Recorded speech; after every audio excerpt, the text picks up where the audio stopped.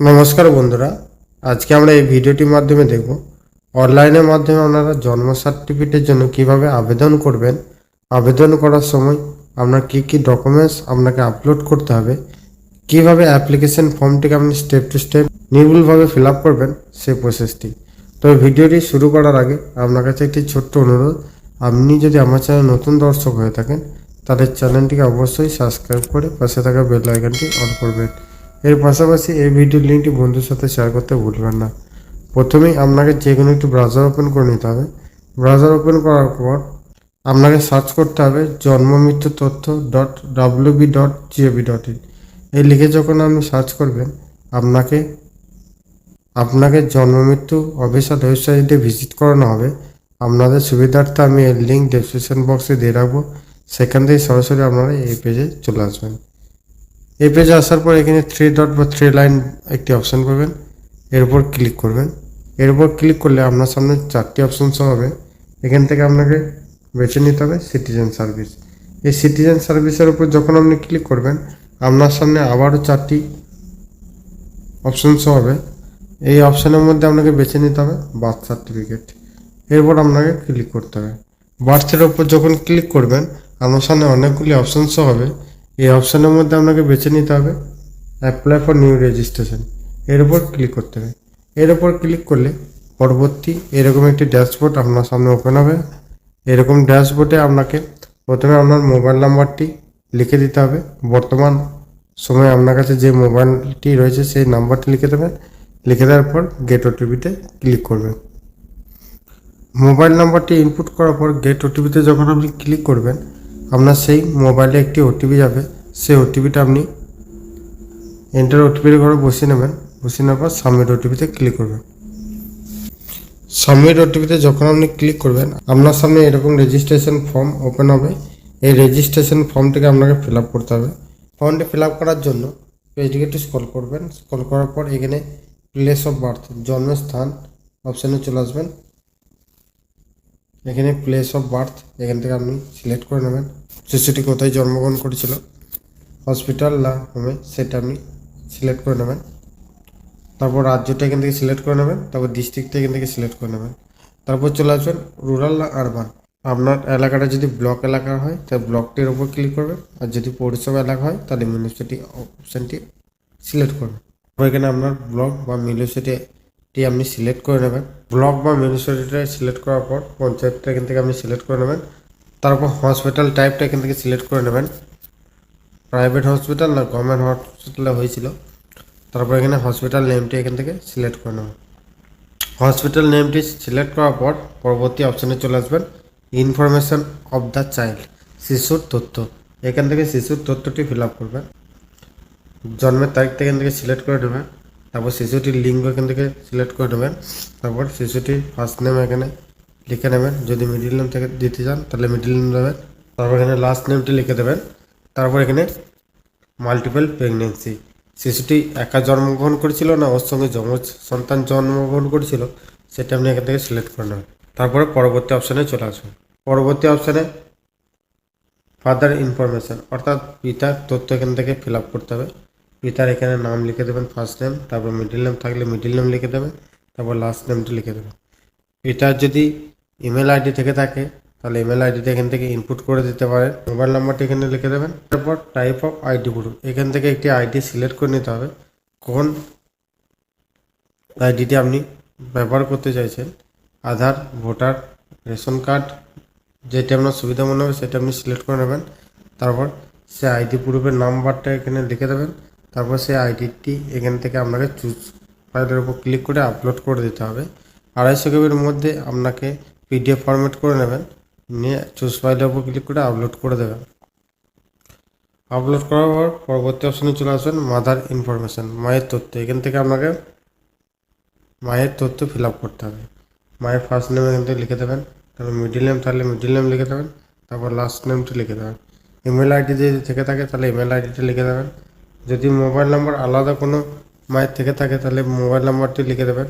যদি বাড়িতে একটাই ফোন হয় তাহলে আপনি তার মোবাইল নাম্বারটি। তারপর এখানে মায়ের আইডি প্রুফ কী দিতে চাইছেন সেটি এখান থেকে সিলেক্ট করে নেবেন। তারপর আইডি প্রুফের নাম্বারটি লিখে দেবেন। তারপর এখানে আইডি প্রুফটিকে আপনি আপলোড করে দেবেন পিডিএফ ফরম্যাট করে। তারপর চলে আসবেন পরবর্তী অপশানে, present address of mother in the time of child birth. শিশুর জন্মের সময় মাতার ঠিকানা, এই ঠিকানাটাকে আপনাকে ফিল আপ করতে হবে।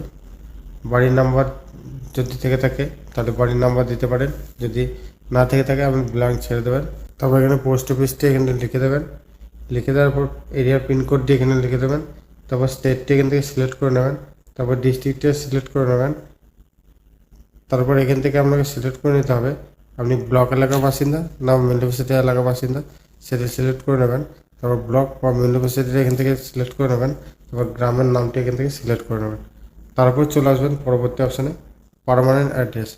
মায়ের ঠিকানা যদি একই হয় তাহলে এর ওপর ক্লিক করে দেবেন।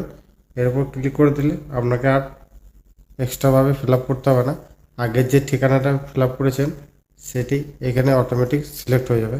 তারপর চলে আসবেন স্ট্যাটিস্টিক্যাল ইনফরমেশন, পরিসংখ্যানগত তথ্য। এই অপশানে ফাদার্স অ্যান্ড মাদার্স ইনফরমেশন, পিতা মাতার তথ্য। এখানে পিতা এবং মাতার ধর্ম কী সেটা আপনার সিলেক্ট করে নিতে হবে। বাবার এডুকেশন কোয়ালিফিকেশান কী সেটা এখান থেকে সিলেক্ট করে নেবেন। তারপর ফাদার্স অকুপেশন, পিতার পেশা কী এখান থেকে সিলেক্ট করে নেবেন। যদি কৃষিজ কাজ করে তাহলে আপনি craft and related trade corner এর ওপর ক্লিক করবেন। তারপর মায়ের এডুকেশন কোয়ালিফিকেশান কি এখান থেকে আপনি সিলেক্ট করে নেবেন। মায়ের অকুপেশন কি সেইটা এখান থেকে সিলেক্ট করে নেবেন। মায়ের পেশা কি, যদি হাউস ওয়াইফ হয় তাহলে আপনি হাউস ওয়াইফ লিখে দিতে পারেন। তারপর চলে আসবেন আধার ইনফরমেশান, অন্যান্য তথ্য। বিবাহের সময় মাতার পূর্ণ বয়স কত ছিল সেটা আপনি এখানে লিখে দেবেন। বাচ্চার জন্মগ্রহণ সময় মাতার বয়স কত ছিল এখানে আপনি লিখে দেবেন। তারপর এই সন্তান সহ মাতার জীবিত প্রসূতির সংখ্যা কটি এখান থেকে আপনি লিখে দেবেন। তারপর টাইপ অফ ডেলিভারি এখান থেকে আপনি সিলেক্ট করে নিতে হবে, কে করেছিল, ডক্টর, নার্স না আশাকর্মীরা, সেটা এখান থেকে সিলেক্ট করে নেবেন। তারপর ডেলিভারি মেথড, প্রসবের পদ্ধতি কী, সিজার করেছিল না নর্মাল করেছিল সেটা এখান থেকে সিলেক্ট করে নেবেন। শিশুটি জন্মের সময় ওজন কত ছিল সেটি এখান থেকে লিখে দেবেন। লিখে দেওয়ার পর এখানে ডিউরেশন অফ প্রেগনেন্সি, এখানে ডিউরেশনটা লিখে দেবেন, কত সপ্তাহের মধ্যে বাচ্চাটি হয়েছিল। 10 মাস থাকে, সেই 10 মাসটিকে আপনি ডিভাইডেড করে নেবেন সপ্তাহে, সেটি তারপর আপনি লিখে দেবেন। লিখে দেওয়ার পর পরবর্তী অপশানে চলে আসবেন আপলোড ডকুমেন্টস। এখানে আপনাকে ডকুমেন্টস আপলোড করতে হবে। প্রথমে আপনাকে ডকুমেন্টস আপলোড করতে হবে ফর্ম নম্বর 1।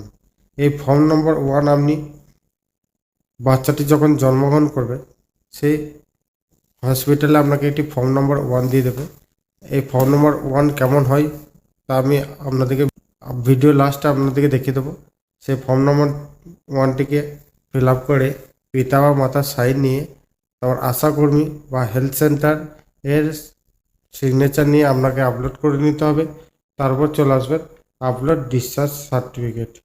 শিশুটি যে হাসপাতালে জন্মগ্রহণ করেছিল সেই হাসপাতালে ছুটির সময় একটি ডিসচার্জ সার্টিফিকেট দেয়, সেই ডিসচার্জ সার্টিফিকেটটা আপনাকে এখানে আপলোড করে দিতে হবে। এই দুটি ফর্ম আপনাকে আপলোড করতে হবে বা ডকুমেন্টস আপনাকে আপলোড করতে হবে। আপলোড করার পর সমস্ত ভালোভাবে চেক করে নেবেন। চেক করার পর এই সাবমিট যে অপশানটি দেখতে পাচ্ছেন এই সাবমিট অপশানের উপর আপনাকে ক্লিক করতে হবে। সাবমিট অপশানের উপর ক্লিক করলে আপনার অ্যাপ্লিকেশনটি সাকসেসফুল হয়ে যাবে এবং আপনাকে একটি রেফারেন্স নাম্বার দিতে হবে পরবর্তীকালে এই স্ট্যাটাস জানার জন্য। 7 থেকে 10 দিনের মধ্যে এই জন্ম সার্টিফিকেট আপনি অনলাইনের মাধ্যমে ডাউনলোড করে নিতে পারবেন। পরবর্তীকালে যখন আপনি ডাউনলোড কিভাবে করবেন এই জন্ম সার্টিফিকেট তা নিয়ে যদি ভিডিও চান অবশ্যই কমেন্ট করে জানাবেন। তবে আশা করছি এই ভিডিওটির মাধ্যমে আপনাদেরকে বোঝাতে পারলাম অনলাইনের মাধ্যমে আপনি কিভাবে জন্ম সার্টিফিকেটের জন্য আবেদন করবেন। এই ফর্ম নম্বর 1টা কেমন সেটা আমি আপনাদেরকে দেখিয়ে দিচ্ছি। আবারও আপনাকে এই অফিসিয়াল ওয়েবসাইটে চলে আসতে হবে। অফিসিয়াল ওয়েবসাইটে আসার পর সিটিজেন সার্ভিসের উপর ক্লিক করতে হবে। তারপর ফর্মস একটু পাবেন, সেই ফর্মসের উপর ক্লিক করলে এখানে ফর্ম নম্বর 1 পেয়ে যাবেন। এই ফর্ম নম্বর 1-এর উপর ক্লিক করবেন। ফর্ম নম্বর 1-এর উপর ক্লিক করলে আপনার সামনে দেবেন এইরকম ফর্ম ওপেন হচ্ছে। এই ফর্মটিকে আপনাকে ফিল আপ করতে হবে। এই ফর্ম আপনি দুইভাবে পাবেন, ইংরাজিতেও পাবেন, বাংলাতেও পাবেন। যেটা আপনার সুবিধা মনে হবে সেটা আপনি ফিল আপ করে হেলথ সেন্টারে গিয়ে সিগনেচার করে আপনাকে আপলোড করতে হবে। ভিডিও যদি ভালো লেগে থাকে অবশ্যই লাইক, সাবস্ক্রাইব, কমেন্ট করতে ভুলবেন না। দেখা হচ্ছে নেক্সট কোনো আপডেট ভিডিওতে। ততক্ষণ ভালো থাকবেন, সুস্থ থাকবেন, সাবধানে কাজ করবেন। বিদায়।